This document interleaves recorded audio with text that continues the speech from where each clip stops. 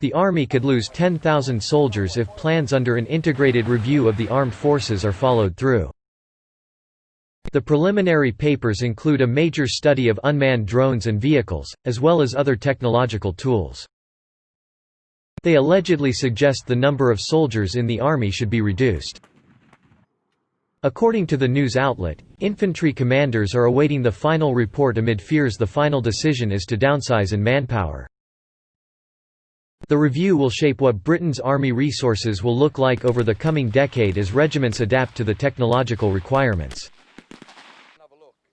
Speaking to the Mail on Sunday, Tobias Ellwood, chairman of the Commons Defence Select Committee, admitted he had presumed such changes could be enforced.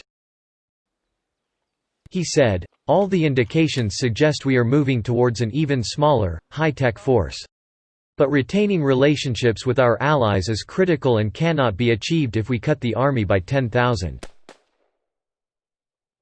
I fear the army is bracing itself for cuts to numbers, especially infantry regiments, before its wider fundamental purpose has been established."